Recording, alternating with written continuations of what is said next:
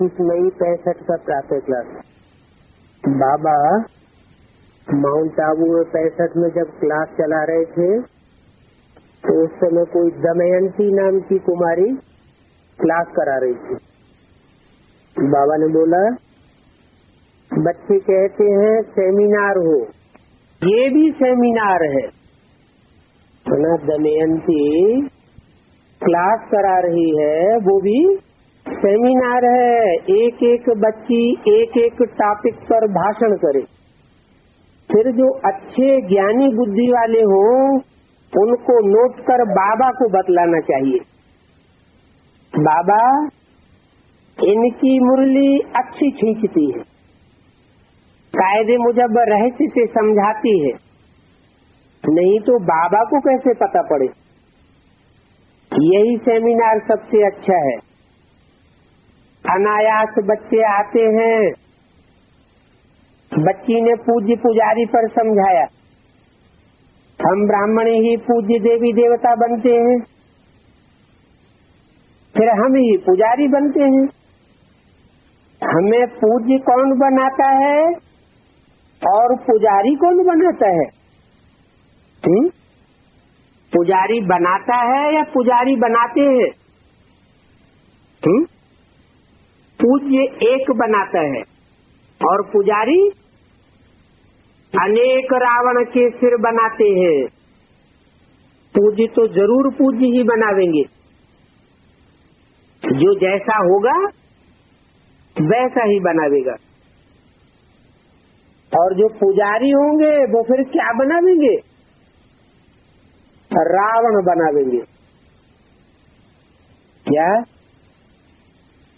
पुजारी क्या बनाते हैं? रावण बनाते हैं। रावण माने अनेक सिरों वाला रावण, जो अनेक मतें देता है। अनेक मतों से रावण की दुनिया बनती है और एक मत से राम राज्य की दुनिया बनती है। बाप है वर्ल्ड ऑलमाइटी अथॉरिटी, उनको कहा भी जाता है वर्ल्ड गॉडफादर। किनको? किनको? उनको। ब्रह्मा के तन में बैठे बोल रहा है, सुप्रीम सोल शिव बोलने वाला है, तो दूर क्यों कर दिया? ऐसे कहना चाहिए मुझको कहा जाता है वर्ल्ड गॉडफादर। फिर ये क्यों कहा? उनको कहा जाता है वर्ल्ड गॉडफादर। दूर क्यों कर दिया? या ब्रह्मा की तरफ इशारा करके कहते हैं इनको कहा जाता है वर्ल्ड गॉडफादर? वो भी नहीं कहा। क्या कहा? उनको कहा जाता है वर्ल्ड गॉडफादर। कौन? जो पूज्य बनाते। वो बाप है वर्ल्ड ऑलमाइटी अथॉरिटी, सृष्टि का रचयिता बाप। जबकि वर्ल्ड गॉडफादर है तो फिर सर्वव्यापी नहीं हो सकता। वर्ल्ड में मनुष्य मात्र है ना। वर्ल्ड गॉडफादर का अर्थ ही है सभी मनुष्य मात्र का फादर। इसलिए गॉड को सर्वव्यापी नहीं कह सकते। इसलिए ये मनुष्य सृष्टि में मनुष्य मात्र उनका पिता है। पिता सर्वव्यापी कैसे होगा? वर्ल्ड गॉड फादर एक ही निराकार है, एक ही निराकार। वर्ल्ड में तो मनुष्य है, मनुष्य तो साकार है। साकार मनुष्यों का पिता निराकार कैसे? सांप लंबा होता है, सांप का बाप भी लंबा होता है। हाथी डील डौल वाला होता है, हाथी का बाप भी डील डौल वाला होता है। चींटी छोटी होती है, चींटी का बाप भी छोटा सा होता है। तो निराकार का बाप निराकार होगा या साकार होगा? मनुष्य साकार है या निराकार है? साकार है। तो यहाँ क्यों कहा है? ये बात ऐसे क्यों कही? गॉड फादर एक ही निराकार है, इसलिए कहा कि वो निराकार ज्योति बिंदु शिव भी इस सृष्टि पर जब आता है तो कोई एक मुकर्रर रथ में ऐसी स्टेज में प्रत्यक्ष होता है जो निराकारी स्टेज को धारण कर लेता है। उसकी बौद्धिक स्टेज निराकारी होती है, इसलिए बोला गॉड फादर एक ही निराकार है, उनके नीचे है देवताएं। जो निराकार गॉड फादर इस सृष्टि पर प्रत्यक्ष होता है वो है ऊंचे से ऊंचे। कहते भी है एक ओंकार निरंकार। गुरु नानक इशारा भी कहाँ करते हैं? ऊपर की ओर। क्यों करते हैं? ऊपर की ओर इशारा क्यों करते हैं? ऊपर की ओर इसलिए इशारा करते हैं कि वो ऊंचे से ऊंचा पार्ट बजाने वाला है, ऊंची स्टेज में रहने वाला है। भले सृष्टि पर आता है, आते हुए भी इस सृष्टि में किसी के साथ उसका अटैचमेंट नहीं होता है, बुद्धि से ऊपर आम। इसलिए कहा कि उसके नीचे देवताएं हैं, वो है सबसे ऊंचे। उनको गॉड फादर नहीं कहेंगे। किनको? जो उससे नीचे देवताएं हैं उनको गॉड फादर नहीं कहेंगे। 33 करोड़ देवताएं गाए जाते हैं। 33 करोड़ देवताओं में ऊंचे से ऊंचे गाए जाते हैं ब्रह्मा विष्णु महेश। ब्रह्मा विष्णु महेश भी तो सुप्रीम गॉड फादर से नीचे है, क्योंकि देवताएं हैं। उन देवताओं को गॉड फादर नहीं कहेंगे। पहले पहले ये बाप का निश्चय कराए, फिर बताना चाहिए गीता का भगवान कौन है। फिर किसको भी समझाना बहुत सहज हो जाएगा। लिखा हुआ है गीता आदि सब भारत के शास्त्र झूठे हो गए। क्यों?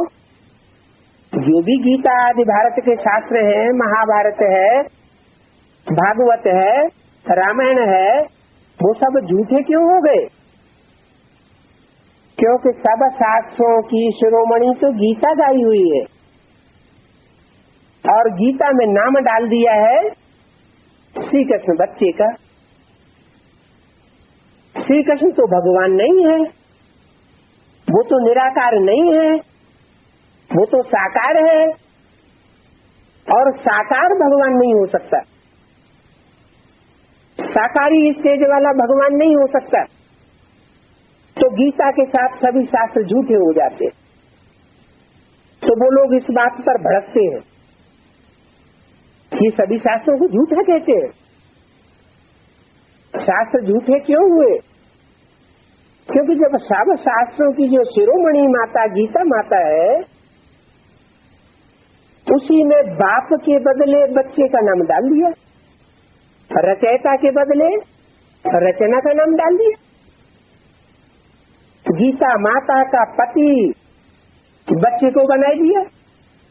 कितना जुल्म कर दिया। अगर ये बात उनके सामने बताई जाएगी तो जरूर भड़केंगे। तुम समझा सकते हो वर्ल्ड गॉड फादर एक ही निराकार भगवान है, उनके लिए ही भगवान वाच कहेंगे।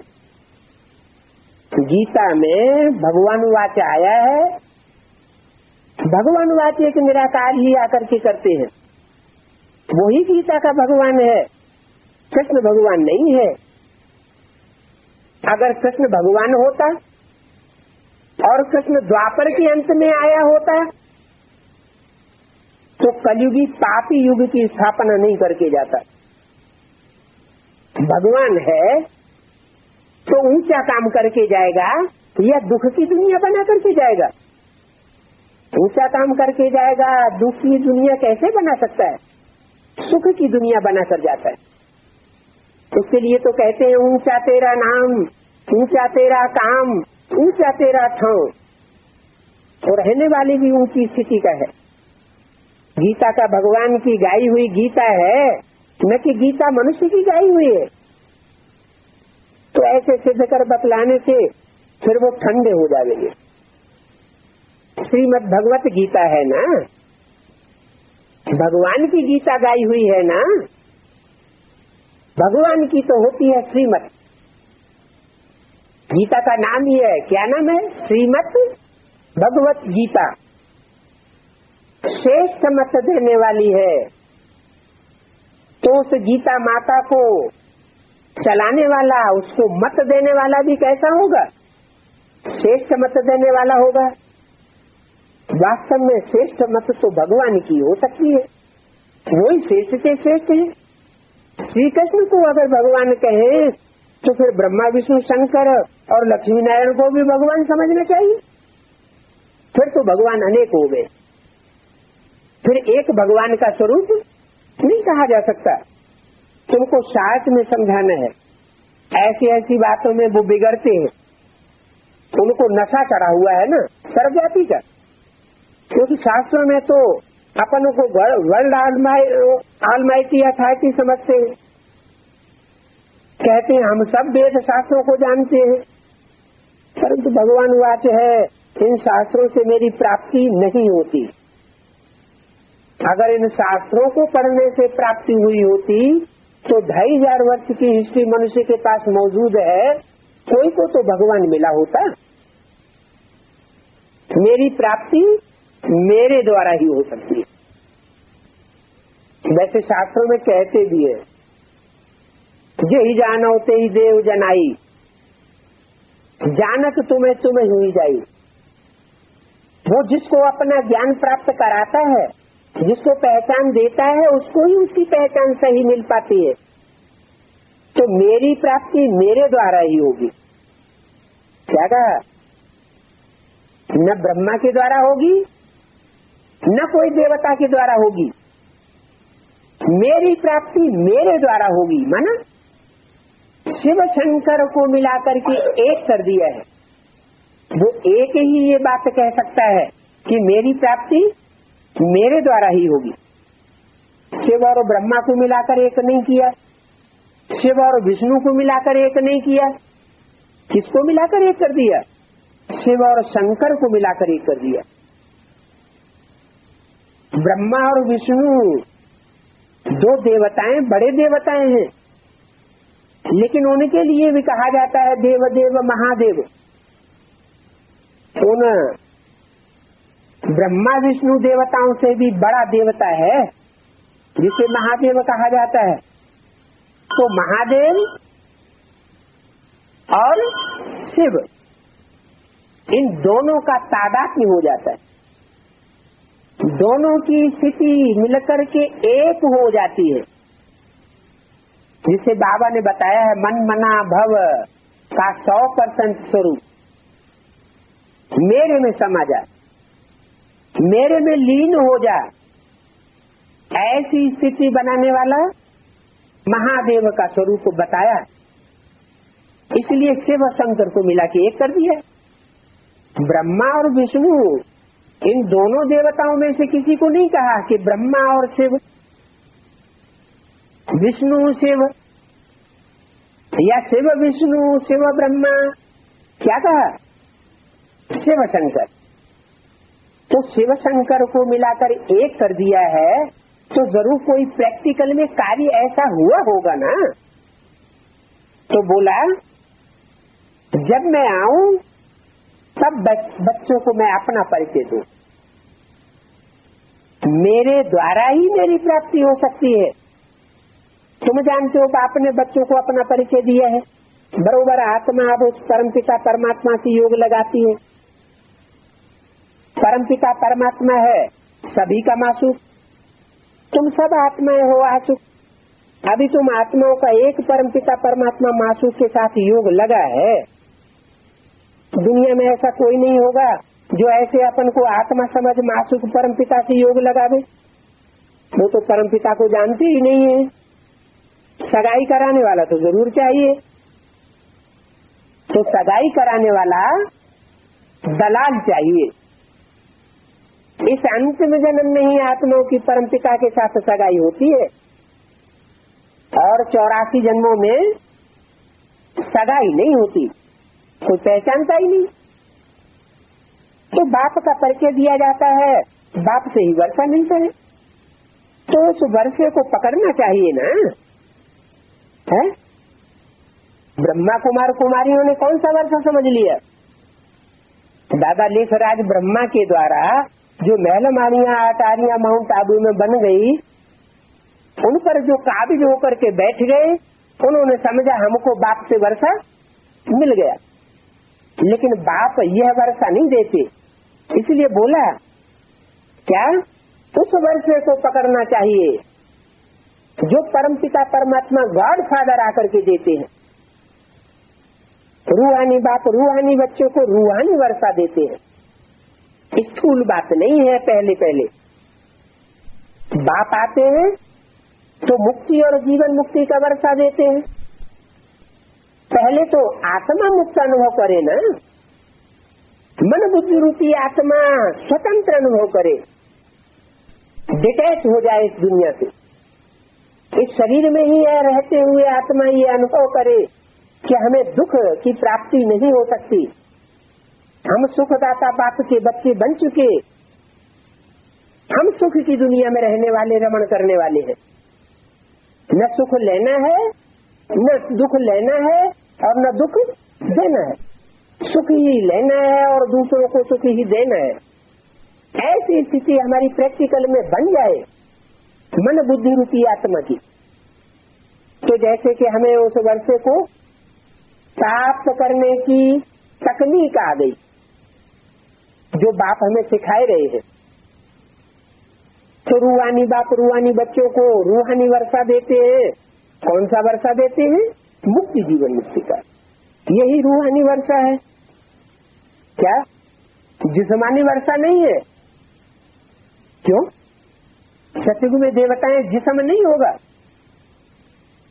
सतयुग में जो 8 जन्म होंगे, उन 8 जन्मों में रूह अपने को पहचानेगी तो रूहानी स्थिति में देवताएं स्थित तो हुए होंगे, लेकिन वहां भी जिस्मानी वर्षा कहा जाएगा।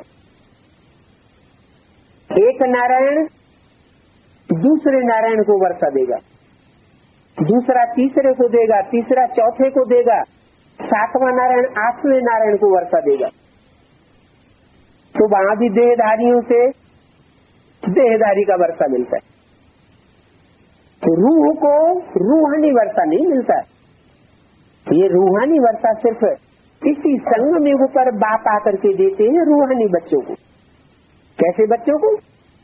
जो रूह की स्टेज में स्थित होने के अभ्यासी है। कैसी स्टेज में स्थित होने के अभ्यासी है? हम शरीर नहीं है, हम ज्योति बिंदु आत्मा है। ऐसी दृष्टि ऐसी नजर उनकी पक्की हो जाए, जिसको भी देखें चमकते हुए सितारे के रूप में देखें, आत्मिक रूप में देखें, किसी के चेहरे और चमड़ी के ऊपर उनकी दृष्टि जाने वाली न हो। तो ऐसे रूहानी बच्चों को मैं आकर के रूहानी वर्षा देता हूँ। लौकिक बाप से जिस्मानी वर्षा मिलता है, बाप ही लौकिक है तो वर्षा भी कैसा देगा? लौकिक वर्षा ही देगा। एक जन्म का वर्षा मिलता है, तो जितना हो सके उतना उस मासूम परमपिता परमात्मा को याद करना है। याद करना है। क्या कहा? जितना हो सके उतना उस मासूक को याद करना है। अभी तुम कर नहीं रहे हो। माने 65 बच्चों को उस बाप की पूरी जानकारी नहीं थी, क्योंकि 65 में वो बाप ऑलमाइटी अथॉरिटी इस सृष्टि पर प्रत्यक्ष नहीं हुआ। इसलिए कहा कि जितना हो सके उतना उस मासूक परमपिता परमात्मा को याद करना है। भविष्य में जिस बाप से 21 जन्म का वर्षा मिलता है, 20 जन्म का वर्षा नहीं, 21 जन्म का वर्षा मिलता है। 8 जन्म सतयुग के, 8 नारायणों के राज्य में, 12 जन्म त्रेता के और 1 जन्म जो अभी स्वर्णिम संगम युग आने वाला है। संगम युग की जो श्रेष्ठ से श्रेष्ठ प्राप्ति कराने वाला टाइम है वो अभी आने वाला है, वो 1 जन्म। उस लौकिक बाप से तो 63 जन्म शाप मिलता रहा, क्योंकि रावण की मत पर चलते हैं। कौन? बाप भी रावण की मत पर चलते हैं, लौकिक बाप, और बच्चे भी रावण की मत पर चलते हैं। वहाँ राम होता ही नहीं, राम की पहचान ही नहीं होती, न निराकार राम की पहचान और न साकार राम की पहचान। तो हर एक बाप अपने बच्चों को शापित ही करते हैं। कब से? द्वापर युग से। काम शिक्षा पर बिठाते हैं। हर एक लौकिक बाप कौन सी गलती करते हैं अपने बच्चों के लिए? सबसे बड़ी गलती क्या करते हैं? बच्चों को, जो महात्मा होते हैं, उन महात्मा बच्चों को काम चिता पर बिठाए काला मुंह कराने का प्रयोग सिखाते हैं। बाप आए फिर ज्ञान चिता पर बिठाते हैं। कहाँ काम चिता और कहाँ ज्ञान चिता। रूहानी बाप वर्षा देते हैं, जिस्मानी बाप श्राप देते हैं। अब एक बाप का बनना है क्या? लौकिक बाप और पारलौकिक बाप दोनों है अभी, लेकिन बनना किसका है? लौकिक बाप का बनकर रहना है या पारलौकिक बाप का बनना है? कौन ऐसा होगा जो एक जन्म का वर्षा लेना चाहेगा? अब जब हमें 21 जन्मों का वर्षा बाप से मिल रहा है, तो हमें 21 जन्म का ले या 1 जन्म का ले?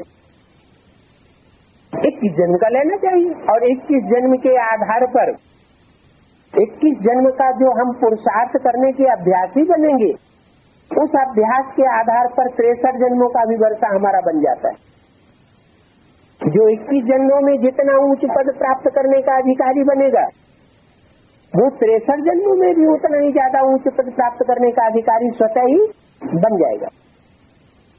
क्योंकि आत्मा में पुरुषार्थ के संस्कार पड़ जाते हैं। उन संस्कारों के अनुसार अगले जन्म में, उत्तरोत्तर अगले जन्म में प्राप्ति होती रहती है। आत्मा कहती भी है, मेरा तो एक शिव बाबा, दूसरा न कोई। गोपी बल्लभ की गोपियां तुम हो। वह कृष्ण को गौपाल कह देते हैं। कृष्ण ने थोड़ी गौएं चराई, वो कृष्ण की बात नहीं है, न उन जानवर गौओं की बात है। वास्तव में कृष्ण का नाम डाल दिया है। ज्ञान घास चराने का काम तो वास्तव में शिव बाबा ने किया। शिव बाबा हमको ज्ञान घास खिलाते हैं। तुम बच्चे जुगाली करते हो, जुगाली करने से ज्ञान का दूध बनता है। उस दूध से तुम हष्ट पुष्ट होते हो, मक्खन निकलता है। वो मक्खन फिर आत्मा को पुष्ट करता है। तो वास्तव में ये माताओं की पालना करते हैं अविनाशी ज्ञान धन से। उस बाप के साथ बुद्धि की योग लगाना है। और सब मनुष्यों को तो बाप टीचर सदगुरु होते हैं। इनका तो कोई बाप भी नहीं है, इनका कोई टीचर भी नहीं है, और इनका कोई गुरु भी नहीं। बाबा आए करके सभी बंधनों से मुक्त करते हैं। क्या कहा? एक पहचान बता दी बाप की। क्या पहचान बताई? सुप्रीम सोल बाप की पहचान क्या बताई? कैसे पहचान में आए कि ये सुप्रीम सोल बाप है और ये साधारण मनुष्य मात्र है? क्या ज्ञान? ये पहचान दी अभी कि और जो भी मनुष्य मात्र हैं अथवा जो भी देवताएं हैं, उनको अपना बाप होता है, अपना टीचर होता है, कोई पढ़ाने वाला। उनका कोई गुरु होता है, लेकिन ये बाप कैसा है? ये सुप्रीम सोल बाप ऐसा पार्ट बजाता है जिसमें कोई साबित नहीं कर सकता कि इसका कोई बाप है वर्षा देने वाला, इसको कोई पढ़ाई पढ़ाने वाला है।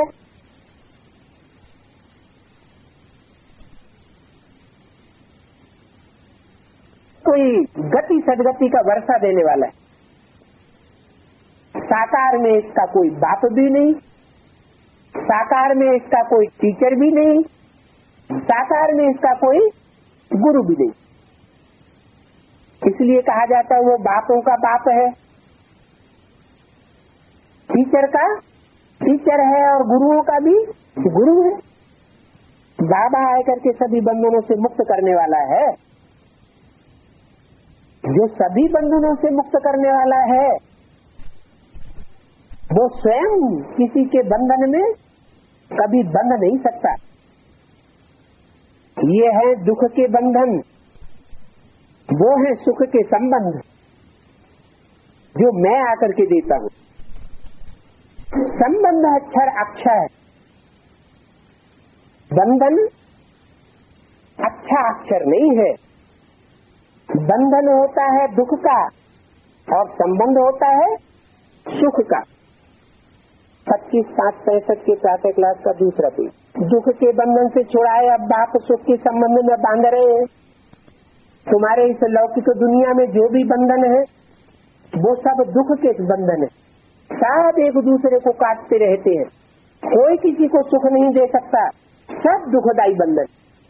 ये लौकिक बाप से इस लोक का वर्षा तुम बच्चों को मिलता है बंधनों का।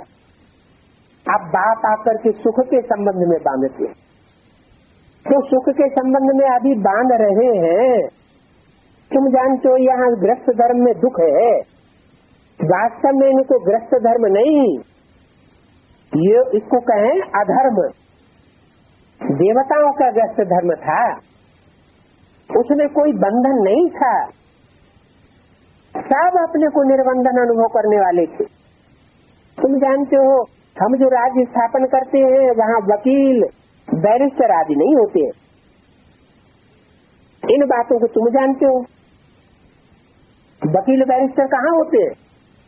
हर रावण की दुनिया में जहाँ अनेक मतें फैलाई जाती हैं वहाँ वकील बैरिस्टर की दरकार होती है। जहाँ एक ही मत है तो वकील बैरिस्टर की दरकार होती नहीं।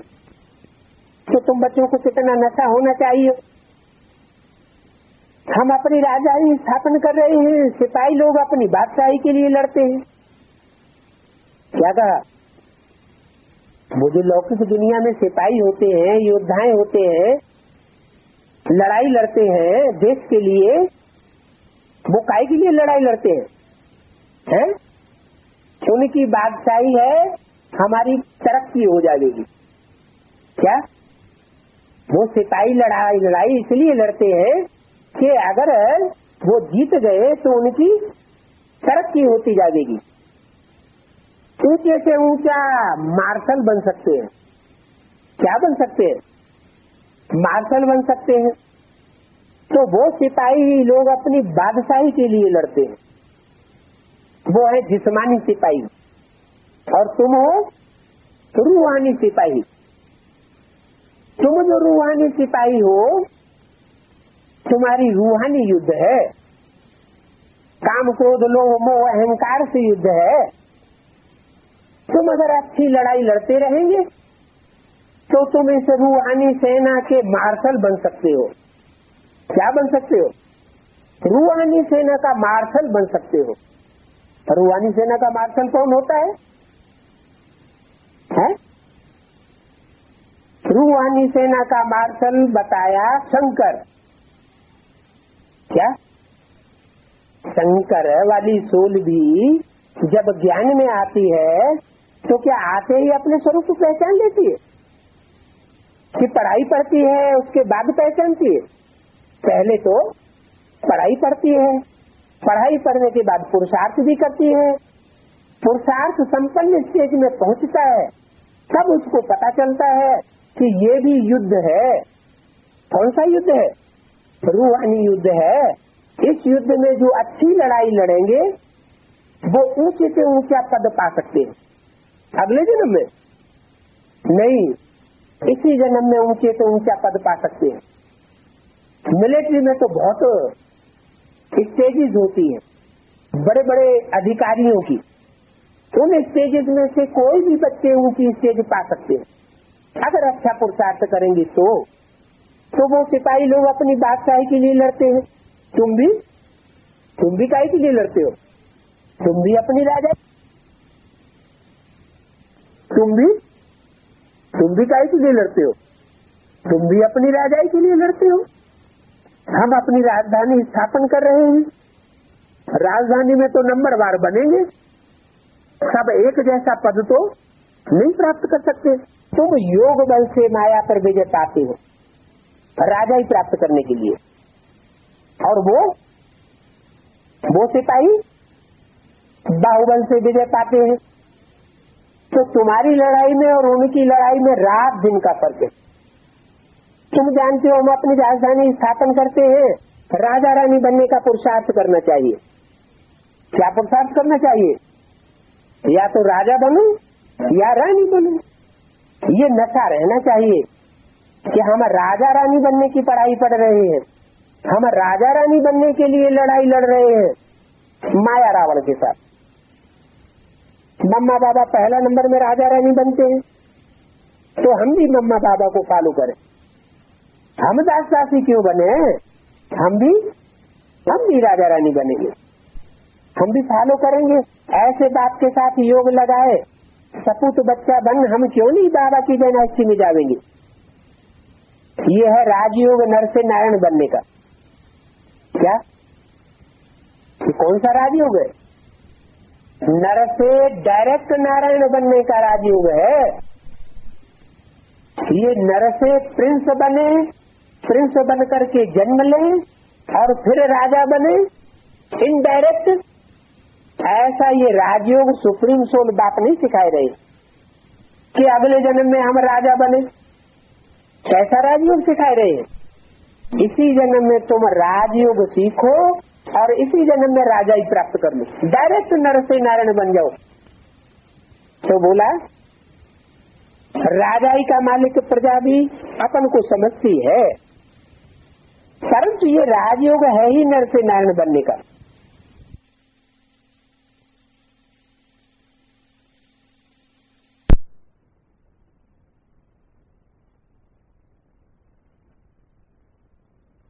बाहुबल से विजय पाते हैं, तो तुम्हारी लड़ाई में और उनकी लड़ाई में रात दिन का फर्क है।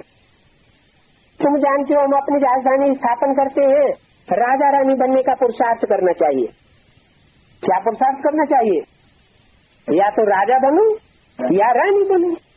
ये नशा रहना चाहिए कि हम राजा रानी बनने की पढ़ाई कर रहे हैं, हम राजा रानी बनने के लिए लड़ाई लड़ रहे हैं माया रावण के साथ। मम्मा बाबा पहला नंबर में राजा रानी बनते हैं, तो हम भी मम्मा बाबा को फॉलो करें। हम दास दासी क्यों बने? हम भी राजा रानी बनेंगे, हम भी फॉलो करेंगे।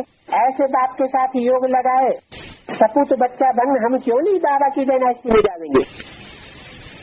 ये है राजयोग नर से नारायण बनने का। क्या कौन सा राजयोग है? नर से डायरेक्ट नारायण बनने का राजयोग है। ये नर से प्रिंस बने, प्रिंस बन करके जन्म ले और फिर राजा बने इनडायरेक्ट। ऐसा ये राजयोग सुप्रीम सोल बाप नहीं सिखाए रहे कि अगले जन्म में हम राजा बने। ऐसा राजयोग सिखा रहे, इसी जन्म में तुम राजयोग सीखो और इसी जन्म में राजा ही प्राप्त कर लो, डायरेक्ट नर से नारायण बन गए। तो बोला राजाई का मालिक प्रजा भी अपन को समझती है, परंतु ये राजयोग है ही नर से नारायण बनने का। बन प्रजा अपने को समझती है, लेकिन वो नारायण थोड़ी होती है। कहेंगे नारायण के राज्य में जैसे बाप का बच्चा कहता है मेरी दुकान है, तो बाप की दुकान, लेकिन कहता क्या है मेरा घर, मेरी दुकान। तो ऐसे ही जहाँ पारिवारिक व्यवस्था ऐसी होगी कि सारी दुनिया कुटुंब हो जाएगी, प्रैक्टिकल कुटुंब, जहाँ जो भी बच्चे होंगे प्रजा से वो सब ये अनुभव करेंगे कि हमारा परिवार है, हमारी राजाई है, उन्हें परायापन महसूस नहीं होगा। तो ये बुद्धि में नशा होना चाहिए। हिंदी सेना हो, हम शिव शक्ति सेना है। मिलिट्री का मिलिट्री में प्यार होता है ना, पिछाड़ी में राज्य खत्म हो जाता है। क्या जब पिछाड़ी होती है शक्ति की तो राजाई खत्म हो जाती है। अभी किसका राजाओं का राज्य है या प्रजा के ऊपर प्रजा का राज्य है? राजाओं का राज्य सारी दुनिया में खत्म होता जाता है। अब प्रजा के ऊपर प्रजा का राज्य हो गया, वो भी खलास हो जाएगा। तो पिछाड़ी में स्वाधीन राज्य खत्म हो जाता है, मार्शल लॉ लागू हो जाता है।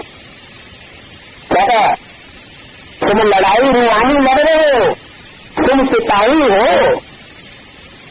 अंत की जो स्टेज आएगी उस स्टेज में तुम रूहानी सेना के मार्शल बन सकते हो, ऊंचे से ऊंचे अधिकारी बन सकते हो। और जो यहाँ ईश्वर के आने पर, ईश्वर के द्वारा राजयोग की पढ़ाई पढ़ाने पर वो जितना ऊंच पद प्राप्त करेगा वो जन्म जन्मांतर उतना ऊंच पद प्राप्त करता रहेगा।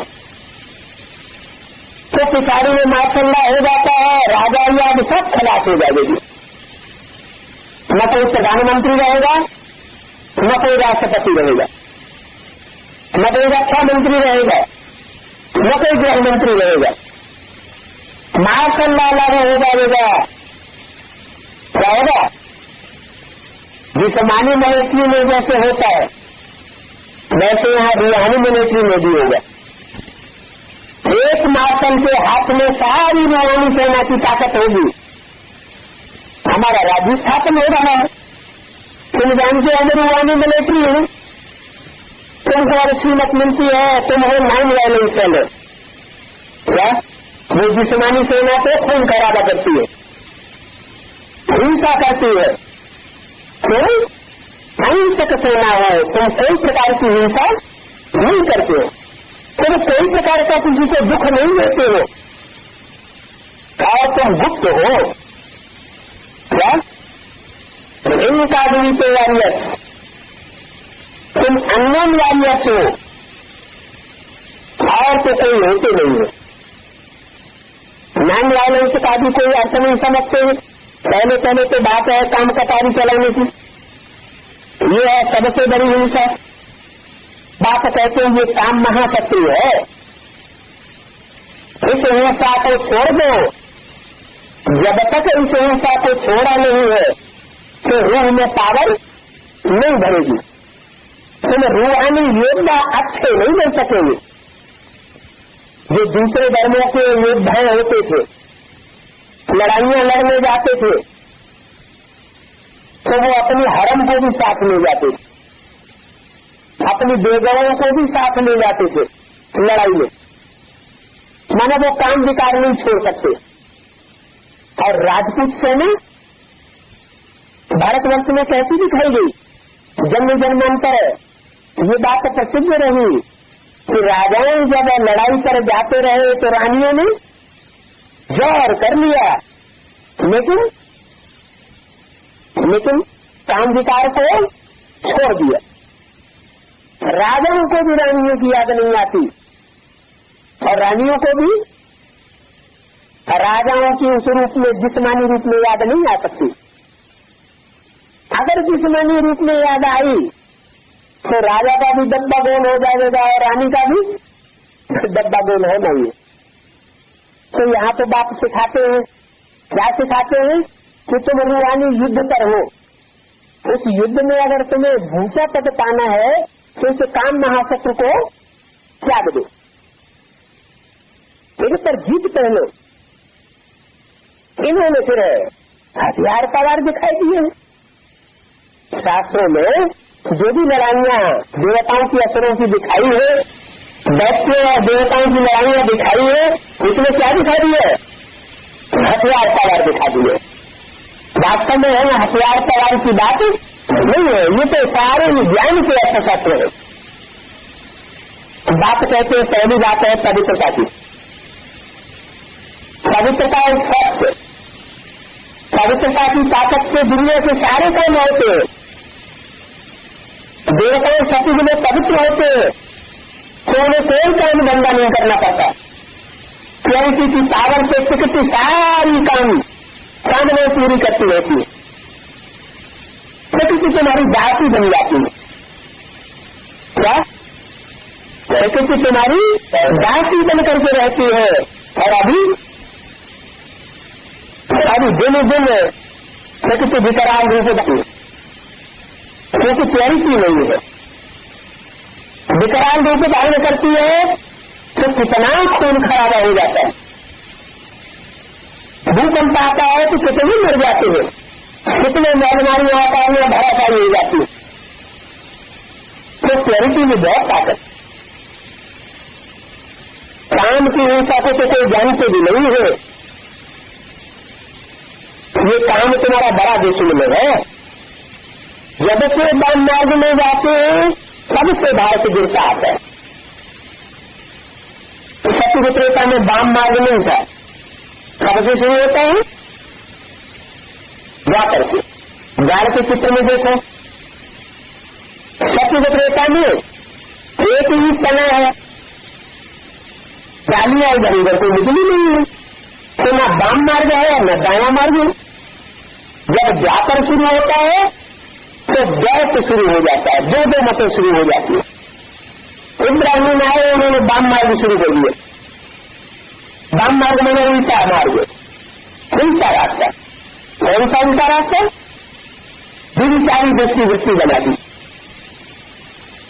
तो हो गया वाम मार्ग।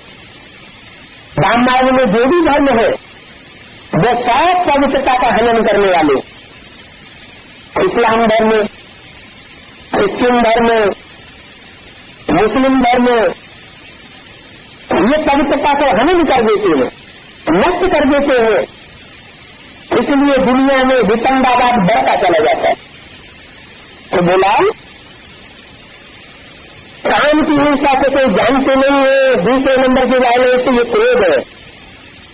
बल सन्यासी छोड़ करके चले जाते हैं, परंतु माताएं नहीं जा सकती। माताओं को तो बाप दस शिक्षा देते हैं, वो सन्यासी छोड़कर चले जाते हैं और माताओं को बाप शिक्षा देते हैं। घर गृहस्थ में रह करके माताओं को शिक्षा देते हैं कि तुमको तो घर बार छोड़ना नहीं है, तुम्हारा तो शरीर ही ऐसा है जिससे तुम्हें सन्यास नहीं कर सकती। मेल फीमेल दोनों को ज्ञान शिक्षा पर बात आकर दिखाई देते। जानते जब हम वाम मार्ग में जाते हैं तो काम पिता पर बैठे समय प्रबंध बनते हैं, सपित बन जाते हैं, फिर बात आए पारस बुद्धि बनाते हैं। और कोई खंड में है सोने हीरे जवाहरात के महल नहीं बनते, ये सिर्फ एक भारत खंड ही है जहाँ सोने के महल बनते हैं। क्या इसमें सोने के महल बनेंगे? सोना कहा जाता है सच्चाई को, सच्ची आत्माओं का संगठन तैयार होगा सतयुग में। सतयुग नई दुनिया का जो फाउंडेशन लगेगा, जहाँ कोई भी छल कपट छल छिद्र वाली आत्माएं नहीं होंगी, सब सच्ची आत्माएं होंगी, हीरे जवाहर आत्माओं के महल होंगे। भारत को ही पारस्परिक कहा जाता है। वहां कितने महल मिलते हैं? कहते मोहम्मद गजनवी में आकर के लूटा, बहुत बड़े बड़े आलीशान मंदिर थे। सरकार बड़े बड़े मंदिर बनाते हैं, गरीब छोटे छोटे मंदिर बना देते हैं। सिर्फ एक मंदिर को नहीं लूटा, बहुत ढेर मंदिर हैं जिनको लूटा। आप बच्चे जानते हैं, हम फिर से वही अपनी राजधानी स्थापन कर रहे हैं। तो नशा नहीं चाहिए, बच्चों को पुरुषार्थ करने में गफलत नहीं करनी चाहिए, नहीं तो फिर माया पत्थर मार देती है। बाप को आए वर्षा देने, ऐसे कब नहीं समझना हम बाप को देते हैं। क्या थोड़ा अहंकार आया, थोड़ी दफलत की और बुद्धि नहीं आया कि हमने बाप को दिया? नहीं, क्या समझना चाहिए? ये यज्ञ चल रहा है, ज्ञानी यज्ञ की परवरिश के लिए हम देते हैं, बाप को हम देने वाले नहीं है। ईश्वर को कुछ देना होता है क्या? ईश्वर दाता है या तुमसे लेने आया है? दाता है, ये तुम देते हो गोया तुम इसकी जलने के लिए इंश्योर कराते हो। इंश्योरेंस कंपनी होती है ना, तो थोड़ा पैसा लेती है और उसका कई गुना उसको भर करके देना पड़ता है। 100-200 लिया तो 1,00,000-2 लाख भर करके देने पड़ते हैं। तो ऐसे ही बात आया हुआ है, कहते हैं मैं इंश्योरेंस मैग्नेट हूं। क्या अब ये दुनिया जाने वाली है, तुम अपना सब कुछ इंश्योर करा लो। क्या क्या इंश्योर करा लो? कन्या, धन, धाम, सौदा, परिवार, संबंधी, जो भी चाहो सब इंश्योरेंस कंपनी में डाल दो। ये है ईश्वर की इंश्योरेंस कंपनी, रियल इंश्योरेंस है। तो गफलत नहीं करनी चाहिए। 21 जन्मों के लिए इंश्योर करते हो, वो इंश्योरेंस कंपनियां कितनी के लिए इंश्योरेंस करती है? 1 जन्म के लिए। वो भी 1 जन्म में अब इतनी चालाकी चल गई है, पूरा इंश्योरेंस मिले न मिले, अधूरा मिले, और फिर जो मर जाता है उसको तो कुछ भी नहीं मिलता है। मर जाने वाले को कुछ भी मिलता नहीं। यहाँ तो बात कहते हैं मैं तुमको जीते जी मरना सिखाने आया हुआ, तुम्हारे शरीर से मरना नहीं पड़ेगा, यहाँ का यहाँ ही तुम्हारे लिया हुआ सब कुछ वापस कर दूंगा और उसकी जन्म के लिए और भी दूंगा। तो ईश्वर दाता है। बच्चे मार्ग में भी अल्पकाल छल भंग हद का सुख देते हैं, इस समय बेहद सुख का दाता है। समझते हैं दुख सुख ईश्वर देते हैं, परंतु नहीं। बात कहते हैं मैं किसको दुख दूंगा? मेरा किसी से दुख देने लेने का हिसाब किताब है नहीं। मैं किसी को न दुख देता हूँ न किसी को सुख देता हूँ। सुख का रास्ता बताता हूँ, मेरे बताए हुए सुख के रास्ते पर जो चलेंगे वो जन्म जन्मांतर सुखी रहेंगे। तुम जानते हो बाप को सुखदान, बाप को आकर सुखदान बनाने वाला है। क्या बनाते हो? सुखदान बनाते हो, आकर बनाते हैं या जब चले जाते हैं ब्रह्मा के कहीं से सब बनाते हैं। बोला तुम जानते हो बाप तो सुखदान बनाते हो, ये तुम जानते हो क्या? तुम जो सन्मुख बैठे हो वो ये बात जानते हो कि बाप आकर सुखदान बनाते हो।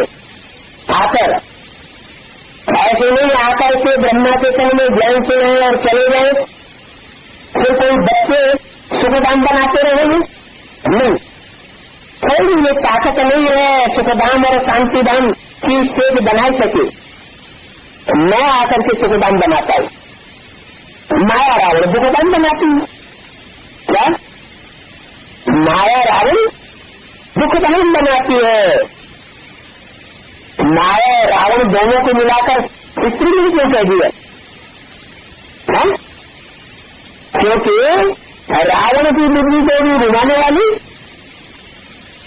माया होती है। शीतल खाने का ऐसा भी तो धारण किया है, माया भी रूप धारण किया। अंदर से तो चाहती थी कि राम लक्ष्मण मेरे साथ शादी कर ले, लेकिन रावण को जाती क्या शिकायत थी? तो मैं घूम रही थी जंगल में, उन्होंने मेरे को छेड़ा, तो माया के रूप हुआ था। तो बोला माया रावण को गोदाम बनाती।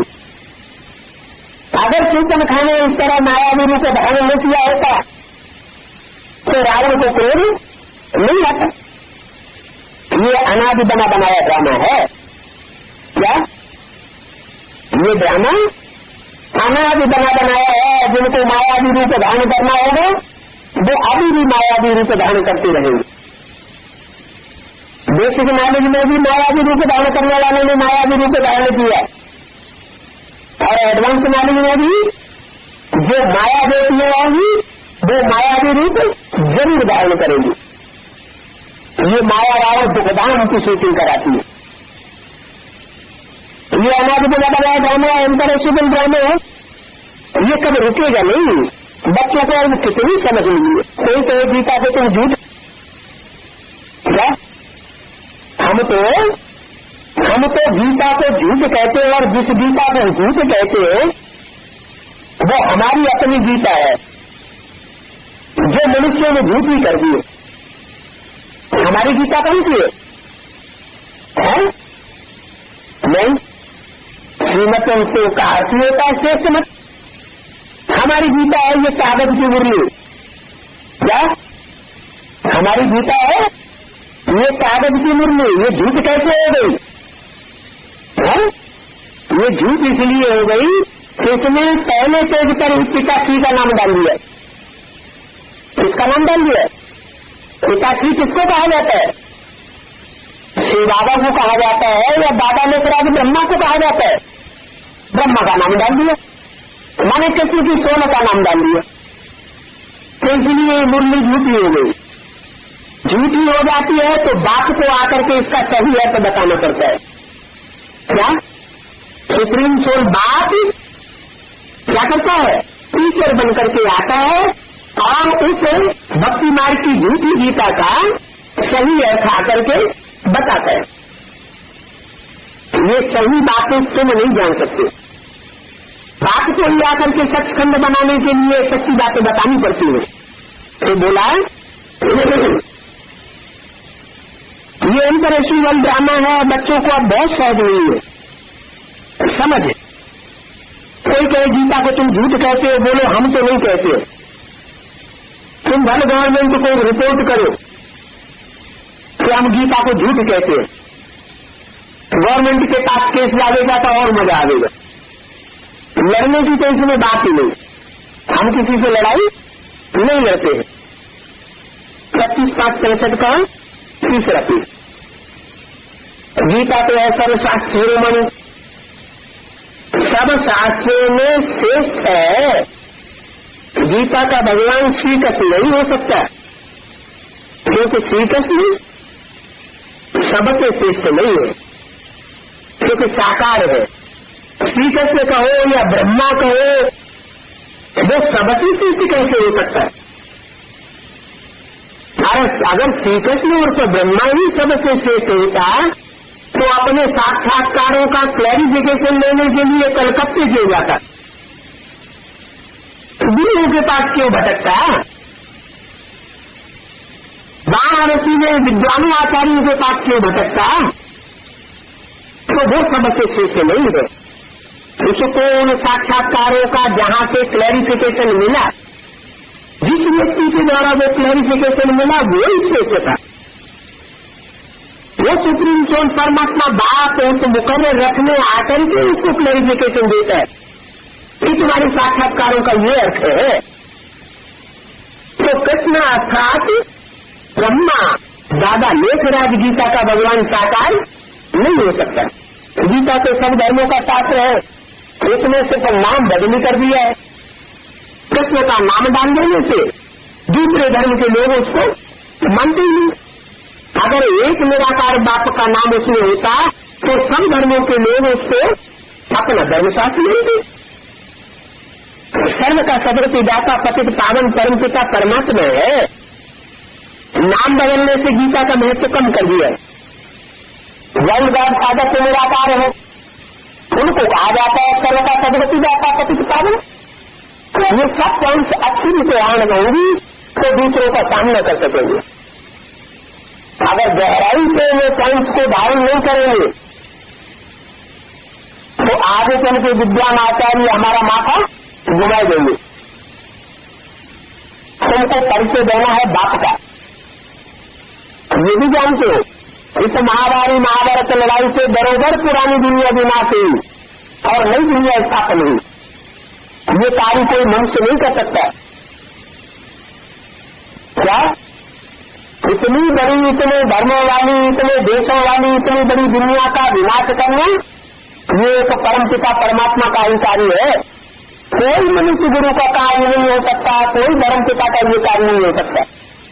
वो धर्म पिता के सिर्फ अपना धर्म आकर के स्थापन करके चले गए। उन्होंने किसी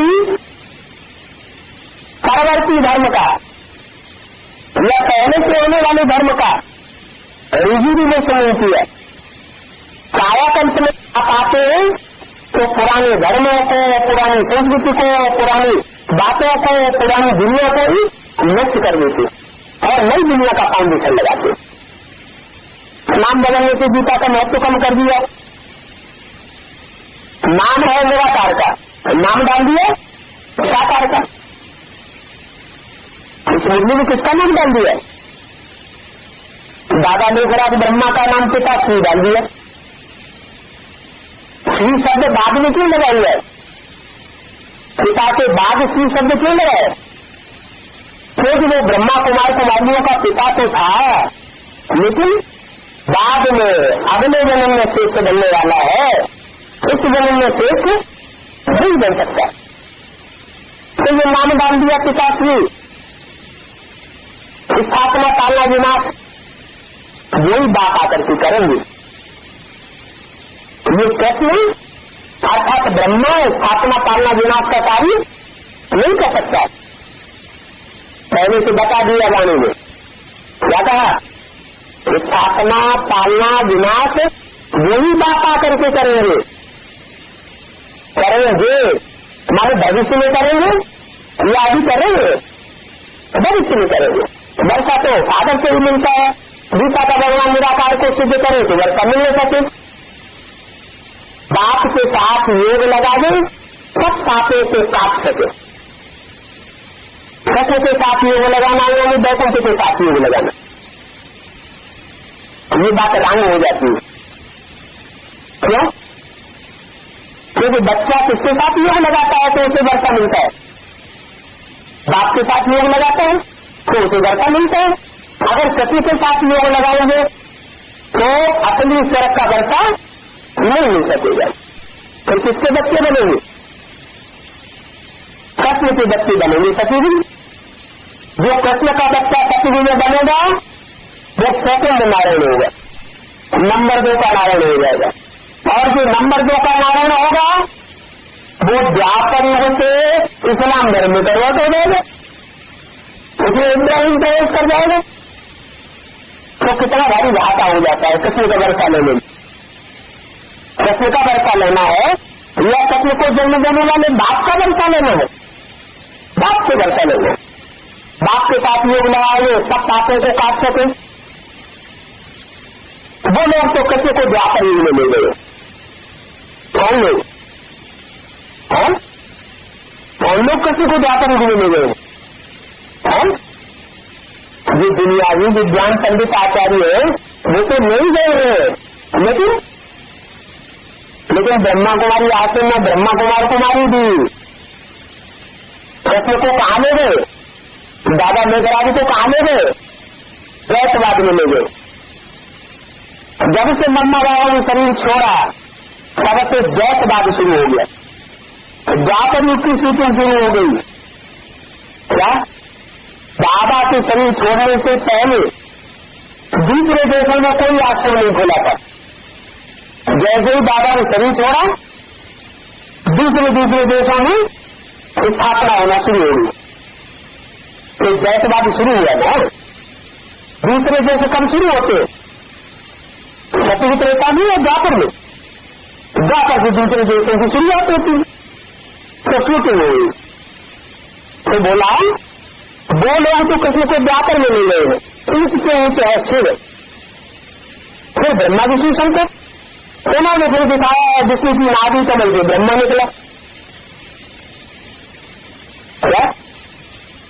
विष्णु की नाभि कमल से ब्रह्मा निकला ऐसा दिखा दिया है। विष्णु को मां बना दिया, ब्रह्मा को बच्चा बना दिया और हाथ में शास्त्र दे दिए। किसको? बच्चे को। बच्चे को ब्रह्मा को हाथ में शास्त्र दे दिए। कितने रंग चित्र बनाए, कुछ भी नहीं समझते कि विष्णु से ब्रह्मा कैसे पैदा हो गए। और ब्रह्मा जो विष्णु का बच्चा बनेगा तो वो अपने हाथों में साथ लेकर के कैसे कार्य करेगा? ये तो शिव बाबा बन जाते क्या? इस बात का भी रहस्य शिव बाबा को समझाना है। ब्रह्मा द्वारा सात वेद शास्त्रों का सार समझाते ज्यादा कौन से ब्रह्मा के द्वारा सब वेद शास्त्रों का सार समझाते? आदि ब्रह्मा द्वारा या मध्य ब्रह्मा द्वारा? आदि से अंत, जो आदमी ब्रह्मा होता है वही अंत में प्रत्यक्ष होता है। उस ब्रह्मा के द्वारा सब वेद शास्त्रों का सार समझाता हूँ। विष्णु का चित्र दिखाया है, शिव को गुम कर दिया है, शायद चार वर्णों का जो चित्र दिखाते हैं ना, विराट रूप दिखाते हैं, उसमें शिव को गुम कर दिया है, कितनी गोलमाल कर दी। ब्रह्मा द्वारा सब वेद शास्त्रों का सार के यहाँ बताएंगे क्या? ब्रह्मा द्वारा सब वेद शास्त्रों का सार यहाँ बता देंगे, अभी नहीं बता रहे। मैंने 65 की वाणी है उसे बताया, अभी नहीं बता रहे, आगे चल के बता देंगे। सूक्ष्म बदलने को नहीं समझाएंगे क्या? सूक्ष्म बदल में ये बातें नहीं समझाऊंगा। कहाँ समझाऊंगा? यहाँ साकार शक्ति है। वो क्या समझते हैं कि गुंजाएगा भी ध्यान में जाती है, वहाँ सूक्ष्म बदल में बाबा उनको समझाते हैं और वो समझा हुआ आकर के नीचे संदेश ही आकर के बताती है। तो बाप कहते हैं मैं तो सूक्ष्म शरीर धारण नहीं करता। मैं कौन सा शरीर धारण करता हूँ? मैं साकार पतित शरीर धारण करता हूँ। और साकार पतित शरीर इस दुनिया में ही होते हैं, इस दुनिया में ही आकर के मैं जो शास्त्रों का सार बताता हूँ। ओम शांति।